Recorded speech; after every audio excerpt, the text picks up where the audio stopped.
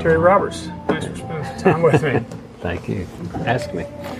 Absolutely. So I like to kind of get started, as you know, a pretty casual conversation with who is Terry Roberts? Yeah, that was an interesting starting point. As I guess I wear two hats. I'm a professor and a musician, and I conduct the symphony and I teach at Francis Marion. And before that, I was playing French horn in Europe for 16 years. And, oh, wow. Solo horn in a German opera house for 8 years, and solo horn in Monte Carlo Philharmonic for 8 years. So. Oh, wow. Yeah. So I got to see a lot of Europe, a lot of things. And, right. It's one good thing about being a musician. You get to travel places for free, basically. I guess it's free. You're still working. Sure. But, yeah. And of course, then I had to learn 2 other languages, which isn't a bad thing. So that was good. Well, got paid to learn 2 other languages. Yeah. So it's an old sink or swim thing. You know, so. Sure. So, but yeah, everyone. When I meet people, they go, "Wow, you're sort of like." Thought you'd be real artsy, but you like football and you play golf. So, yeah, I grew up in the South. Come on. Right, for sure. And, yeah, again, I think that especially here in the South, you have a stereotype, right? You're either the football player or you're in the band. Yeah. You're either, and again, a lot of the folks that I meet are somewhere in between. You can be one and like the other. Sure. So, yeah. Again, the band folks, at least at my high school, when we had one, because I went to a small high school, they made it to every game a football player did. So you might as well watch in between half times. Part of my scholarship in college, it was being in the marching band at Florida State, and that was a huge band. And just like football team, went 2 weeks before school started, and every day you were working out. Absolutely. I didn't know you were Seminole. How about that? Oh, yes. But my daughter went to Clemson. I had to pay for that. So. Yeah. Well, if only she played the French horn, you'd have been all right. Anything. It's good she doesn't play the French horn. Well, it's interesting because I have a client who lives in North Carolina, but whose daughters both go to South Carolina.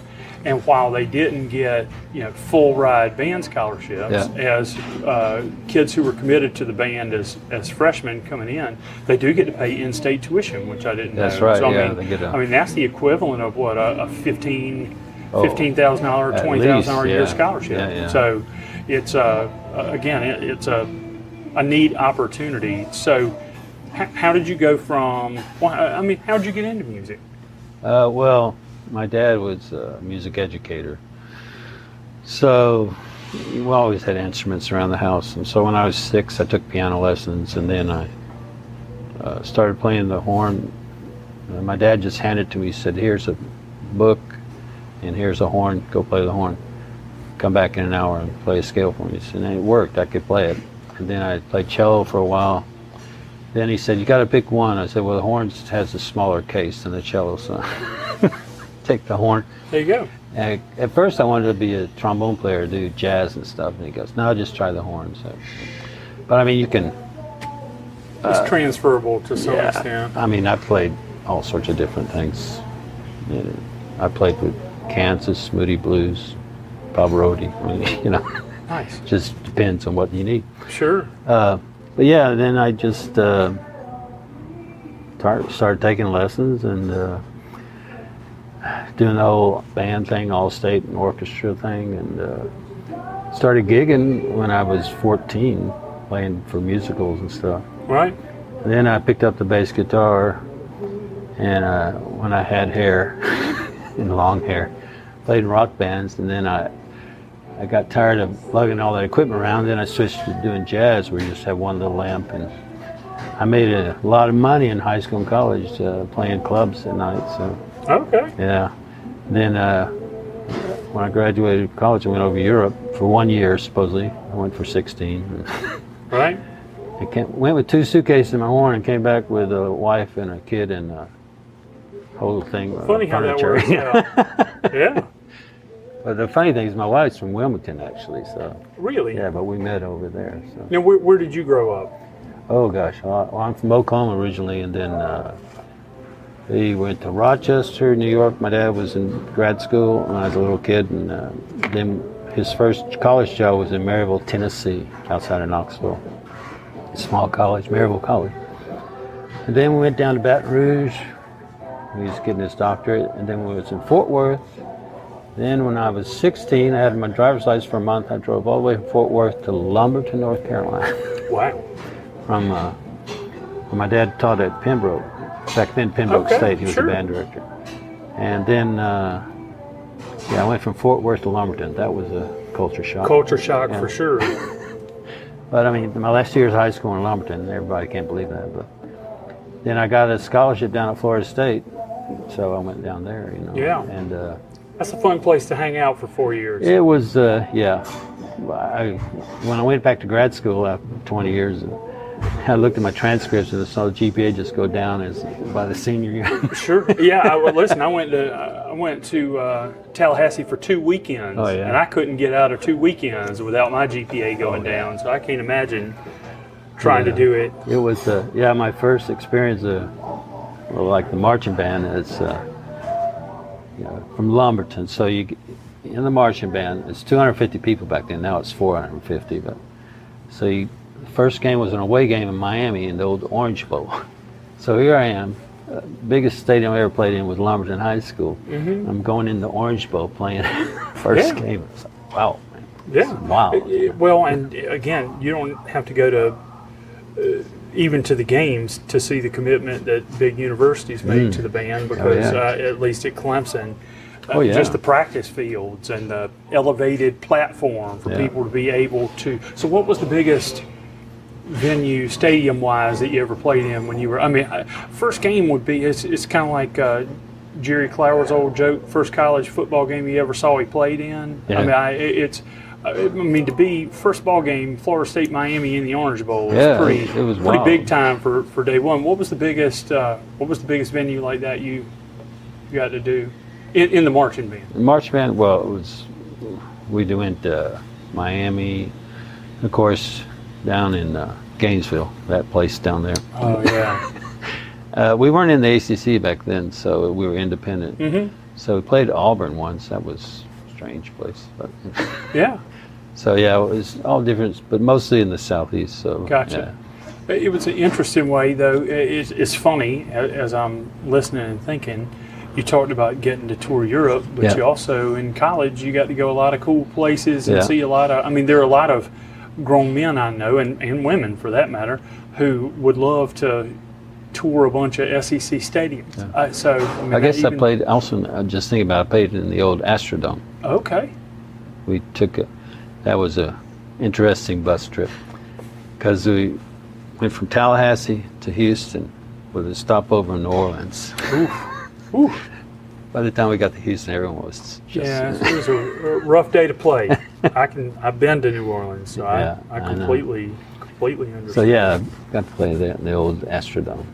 We stayed at the Astro World Hotel, right across the street. Okay. And then, so after college, you decided you were going to go try Europe for a year. And what was that like? Well, I went to study with a teacher there in Cologne, and he's very famous. And he said, I couldn't speak German at the time, he couldn't speak English. So a lot of most of the terminology in music is Italian. Right. So we sort of communicated that way with the musical terms. And then he was, saying, you need to get money, so go audition for this job. It's just up the river in Dusseldorf. I said, okay. I got the job. So I guess I'm staying. So. Right. It just sort of worked out that way. So. That's, again, it's funny where life takes us. And so now, your wife was from Wilmington, but you met her over there? I met her in Monte Carlo. She's a ballet dancer, and she worked before in Pacific Northwest in Seattle. Then she came over and worked in Ballet du Nord in northern France. And then she came to Monte Carlo as the ballet mistress for the Monte Carlo Ballet. and someone introduced us. And at first I was like, I don't want to know about it because ballet made us work more. So, but then we sort of just started going out and found out we'd crossed paths a lot. We're about the same age, and we've been at the same place probably at the same time. Right. Didn't know it, so It's funny. it's weird. And yeah. Let's see. When I first asked her to marry me, she said, "You're not serious." I said, "Okay, forget it." And then said, "Well, she's having a kid. Maybe she get married." I said, "Okay, let's get married." Yeah. Well, We got married over there, which was wild, in Monte Carlo, and it was all in French, and everyone was laughing. All my friends. We had a very eclectic group of friends I can from imagine. all nations. Sure. And so it was a deputy mayor, very French style with the sash and everything. Oh, nice. And he's getting really frustrated. At the end he goes, "I finally pronounced you man and wife." He's out of there. It had enough. Well, that's it's also neat that friends and family came over for. Well, no, they didn't. That was even better. Okay. No, but they couldn't come. So what happened was, when we went home, my parents did like a reception thing or something in Kentucky. They were living in Kentucky. They live there now. So, yeah. So we just decided to go ahead and get married there. We already owned a house and everything. So I just said, we're just going to do that. And we had a nice party. And there you go. then the next day, Susan got a call from the Bonn Ballet Company the next morning, and it was a guy speaking German, so she hands me the phone, and I said yes. And so they want you to come up and teach ballet class for a week. When? I said tomorrow. I said okay, we're off. That's our honeymoon. Boom. Right. Go to Bonn. All she did was teach you every morning for an hour and a half, and then we'd go have lunch and walk around Bonn. Sure. And I had friends up there too, Right. still. So. Kind of check everything out. Yeah. That's neat. Yeah. So it went all the way to Monte Carlo to meet A girl from a girl Wilmington. from kind of right up the road. Yeah. That's wild. So how did you get from Monte Carlo to Florence? Well, we just decided I was going to go into conducting, which of course is, as most of the guys I asked who were in orchestras and went into conducting, like Jerry Swartz was principal trumpeter in New York, Phil, and then he went into conducting. His exact words, that's when you learn what really crappy gigs are, is when you quit your good gigs.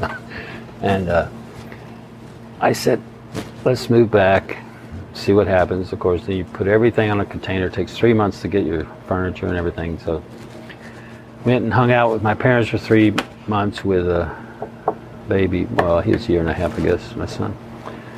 And that was interesting. Anyway. I can imagine. So then, I went back to school. Was going to teach and start conducting and stuff. And, went through some lean times and just sort of sucked it up. And I gigged a lot, and she was teaching ballet, and now she's here. We came here initially. I was writing my dissertation for my doctorate, and we were down in Tallahassee again. And she's got a job with the South Carolina Dance Theater here. So I said, well, we can go up here to Florence. Sure. And you can teach ballet, and I'll write my dissertation. And I was playing in different orchestras, gigging around it. And then we'll leave after a year or two. And that was in '98. So. Mm-hmm. It's a familiar story. Yeah, my daughter was not quite 1 when we moved here. And she said, she basically grew up here. She said, I'm not ever going anywhere. So, oh my gosh. Right. So, yeah. All of her friends went to Clemson. She went to Clemson. I said, okay, all right. Yeah, go Tigers. I'm a Clemson man, Yeah. so I'm here for it. It's interesting, though. That's not an unfamiliar story as far as I came to Florence and just never left. Before I get into your time in Florence, I'm curious, how do you decide to go from play? You mentioned good gigs to bad gigs in jest, I know, but how do you decide to become a conductor? Well, I talked to a lot of other conductors who were musicians in orchestras. And it's like you're sitting watching a conductor, so you're actually learning a lot. Mm-hmm. a lot what to do, what not to do, things like that. Sure. And I would study scores all the time. That's the whole orchestra in a book, basically. And I just started to get into it. Then I would form little groups to practice, and I went to some workshops and things, and it just sort of happened. Eventually, I just got more and more interested in doing that.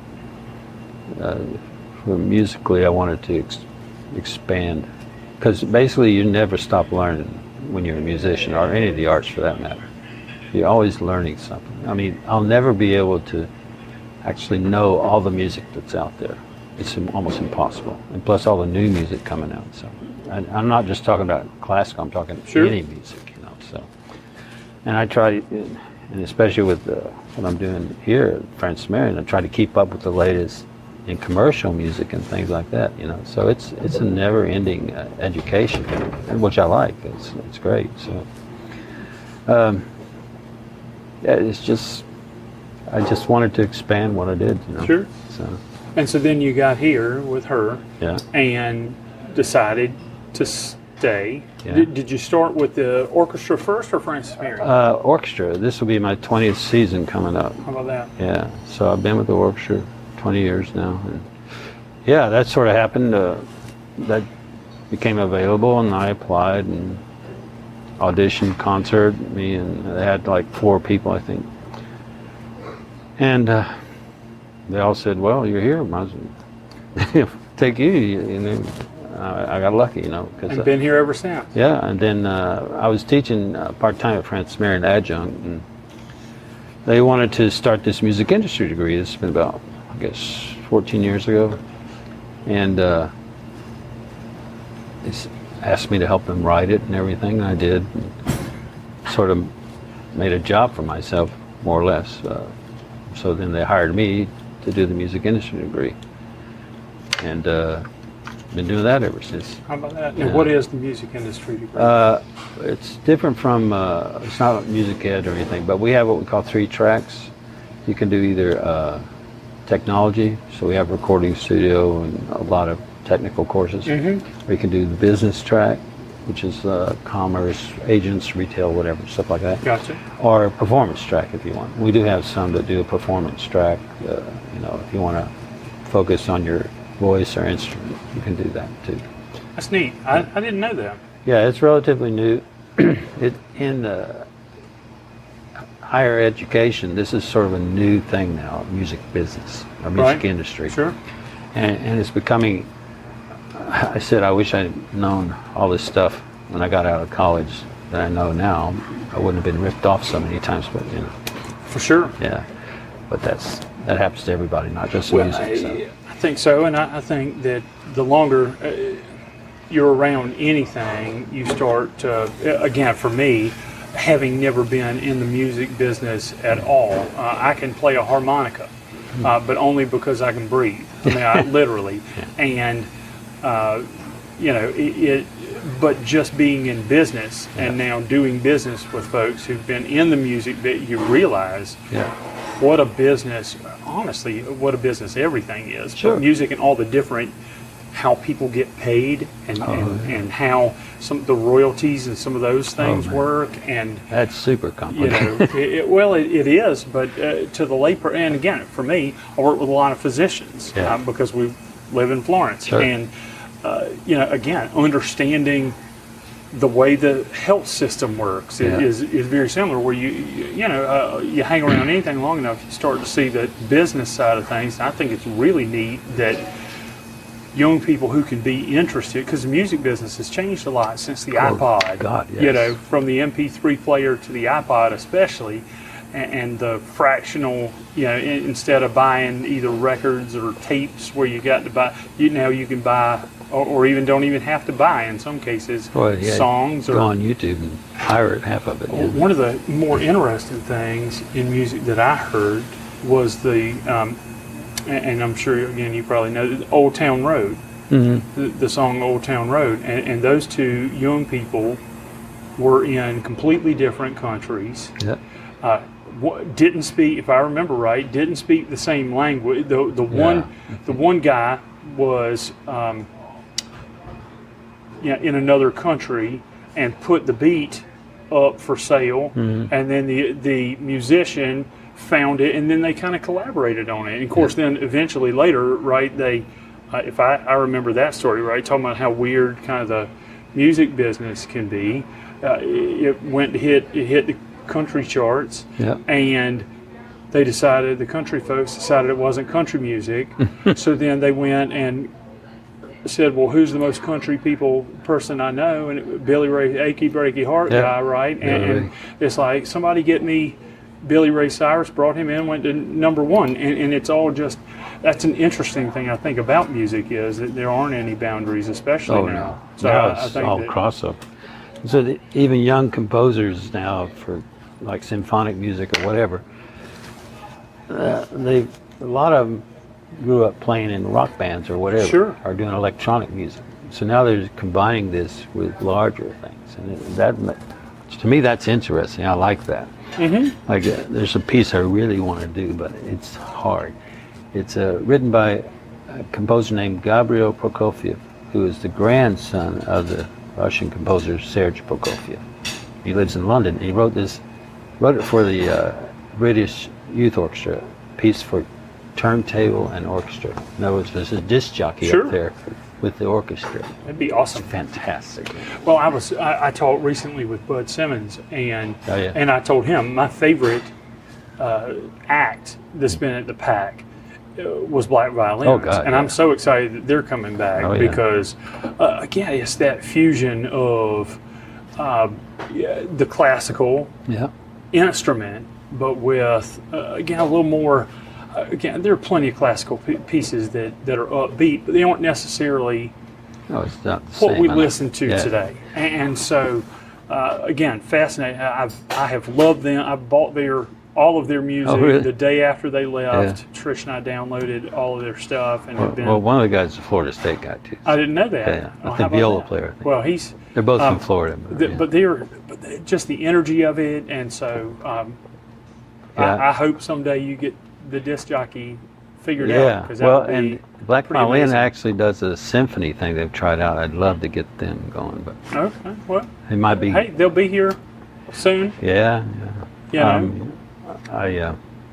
I got to see them again after they were here. I was in Anaheim at a conference, and they played their outdoor concert for free. And I said, "Wow, that's great." Well, now, if I'm not mistaken, after they were here the first time, one of their songs got picked up. Was it by Pro Football? I can't remember. Kind of as a background piece for Monday Night Football or something like that. Again, it's interesting, and again, of course, starting to understand some of the music business, you go, "That's a good gig," because they're playing it every week, and so that's pretty. Yeah, I was talking about that last night actually with. Brandon Goff, I don't know if you know him. He's one of the professors here, but he plays a lot. And he does the technology part, and he composes and everything. And we were talking about trying to organize make up a show and get residuals, right? Stuff like that. Yeah. So that's the money part, right there. Well, it's again. I think about Trish is at the at the little theater now, and again, at some she's point, in the play, and she's in Clue coming up, and so thinking about the fact that somebody wrote that. And for us to be able to put it on, somebody had to pay, pay for that. You look at Phantom of the Opera. Of course, I saw where, I don't know if it's the end of this year, maybe the end of next year, they're going to quit running it on Broadway. Yes, I think it's in February, I want to say. Maybe so, but for 20 plus years. Yeah. And, again, it's Hamilton. And you look at how that spun off, and what a neat, again, a lot of those things, but it's a big business when you figure out where the people get paid. Well, that's one of the things when I teach music commerce, you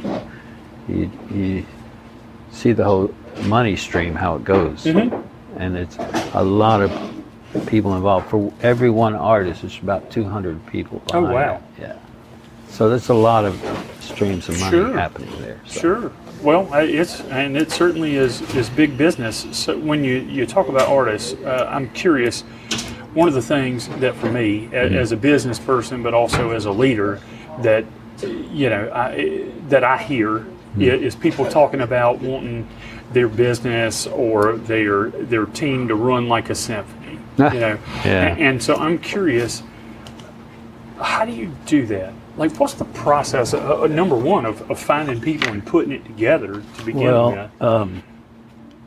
Finding the right people. Number two, Finding the right people is very key. But also, it's a lot of psychology involved.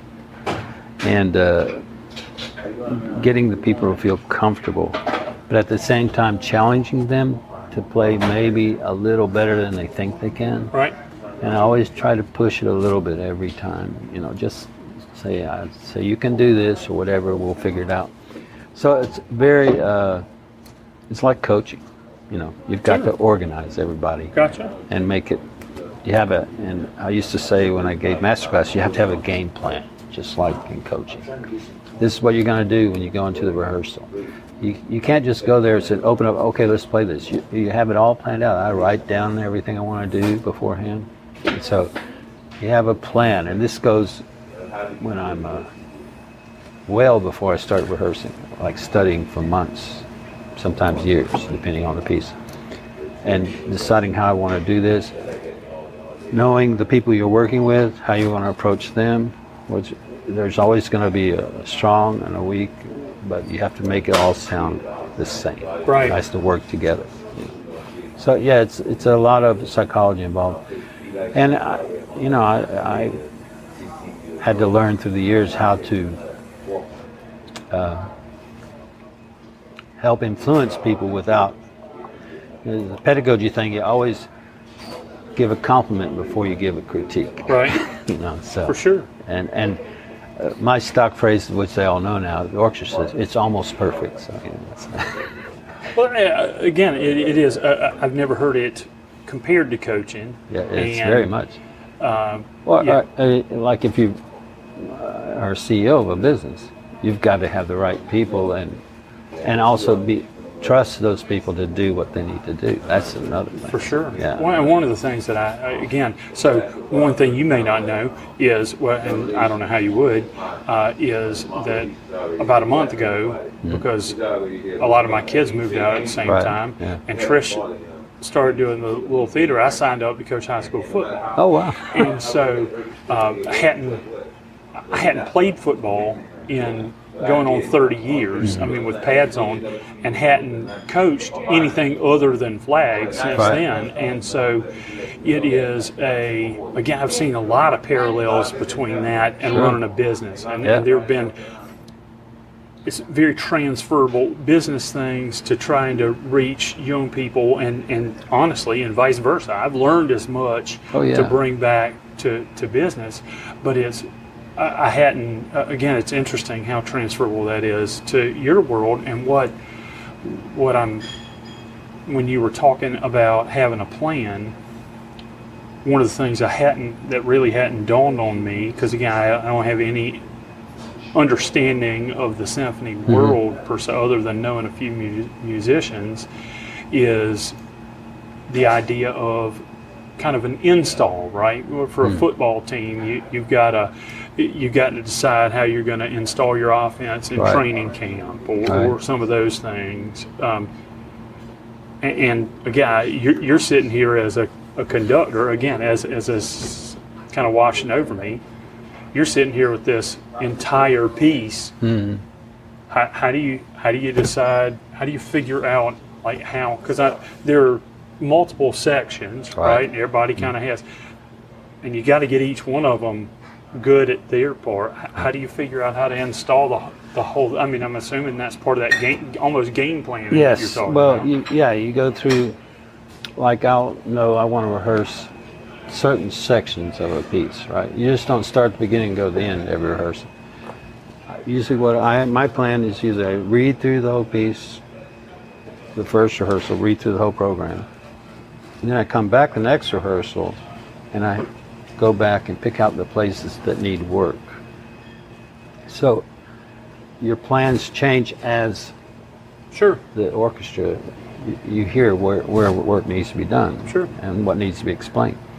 And that's how you have to be flexible. It's just like anything else. You have to be flexible and know how to solve the problem quickly. I'll give you a good example. Art Garfunkel came here, right?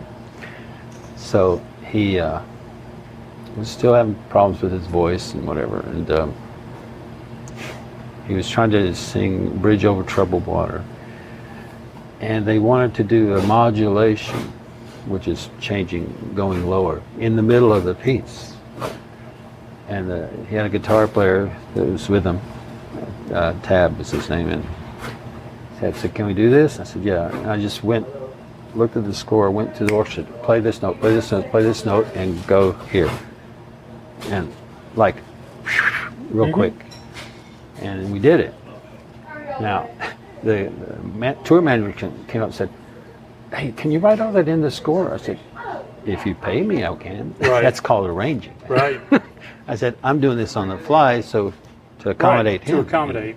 So yeah, you have to be very flexible. To For sure. like that. So, Well, again, it's funny because again, joining this football team, right? First 3 games, we scored an average of 42 points and lost wow. 2 out of 3. oh, you had Or Trinity? maybe lost all 3. Yes, Trinity, I am. yeah. As a matter of fact. And it becomes one of those things where, to some extent, right in your mind, as an outsider, because that's what I was, especially at first, it's kind of like, I don't even know why we practice offense right now. Like, we don't have any trouble scoring. But again, to equate that to we play through the whole piece and we figure out first where the problems are. Yeah. Let's go.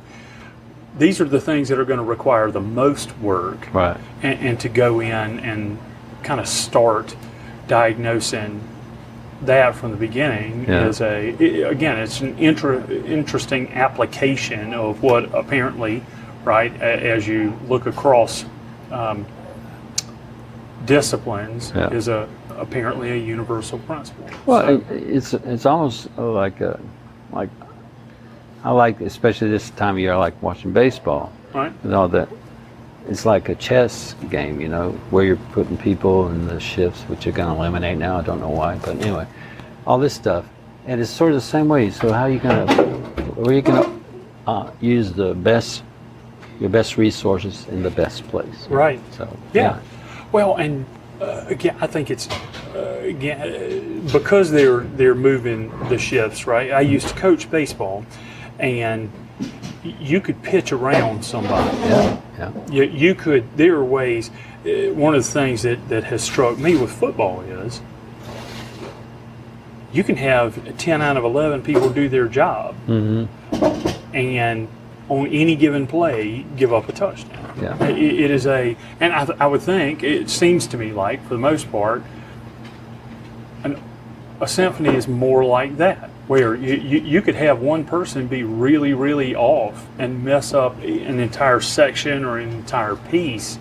And so it's really important for everybody to do their job. Well, I used to have, back in high school, a band director said, the band's only as good as the worst person in it. I didn't know if I'd agree with that, but he was basically trying to get people to step up. So, Sure.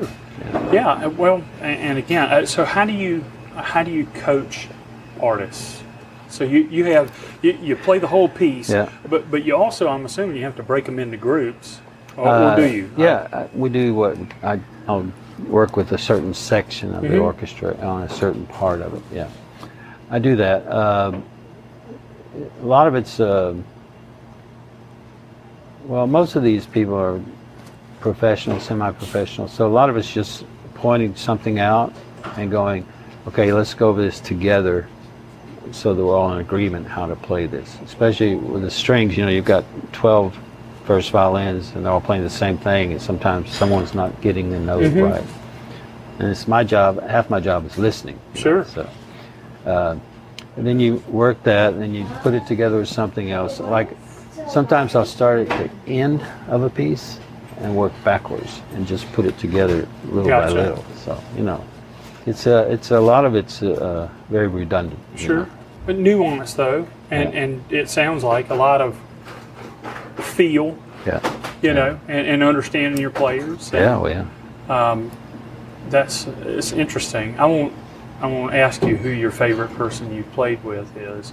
Oh gosh. You know, Ton of different people. I'm sure. Well, and again, we've had a lot of great folks come through. Oh yeah. You know, the symphony here, and a lot of them have stayed and kind of hung around. I think it probably funny when I was 17 up in Lumberton, I got to play the horn on a gig in Fayetteville at the old Coliseum, whatever that was, arena, I guess, with Isaac Hayes. Oh wow! And I was like, wow, this is great, you know. So I'm sitting there. Well, they had a rehearsal right before the show, not with Isaac Hayes. Right. And it was a big book of songs, and the conductor, you just call up a number and you flip to it. Well, he called up a number and it wasn't anything we looked at, and I said, hey, it says solo here. And the guy goes, yeah, you're going to be great. I said, okay. No pressure. But I mean, it was exciting. For me, that was really exciting. Sure. So I loved it. You know, Yeah. so. Well, it sounds like it's been quite a journey. Oh, yeah.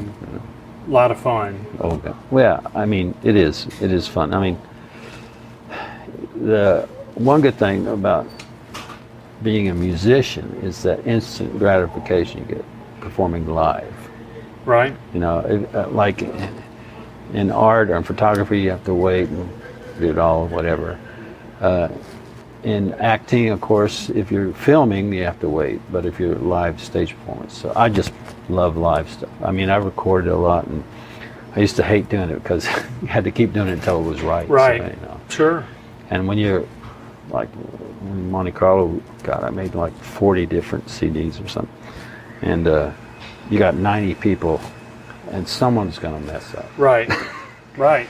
And then if it's too many times, then the whole orchestra's ready to. Right. Then you're looking for a different person. Yeah. I would have to think that's because it could go the other way, right? Oh, yeah. You know, the adrenaline of the good is in some part, I'm sure, driven by this is live, kind of the pressure of that.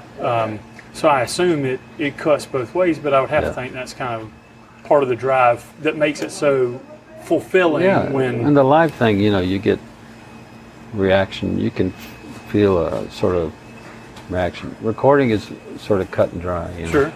Because you can play something and then the engineer can come back and mix it completely different. Right. So, Do you, when you feel something different, let's say with the crowd while you're performing live, definitely.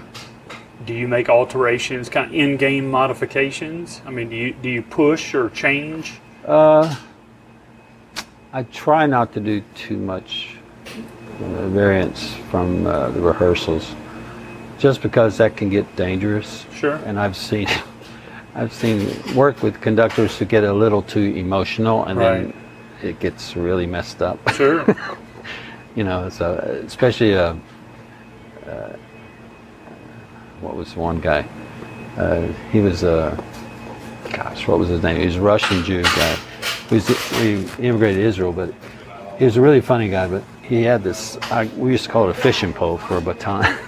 And he was a short little guy with big frizzy hair, and wave it around and get all emotional and everything, and no one knew what he was doing half the time. And sometimes the orchestra would just have to ignore him and play by themselves. That's why.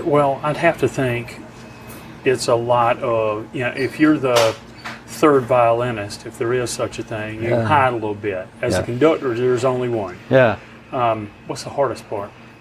The hardest part is that the stick doesn't make any noise, so you have to have faith that they're going to actually come in when you. Gotcha. I mean, that's again trusting your team. So and you have to sort of show that confidence too. Right. Like somebody said, I see you do this thing with your left hand all the time. I said, yeah. Well, now the first violin know if I just flick my little finger, they'll play. Right. Said, well, it takes time to figure all that stuff out. And they're used to me, and I'm used to them, so it's good, you know.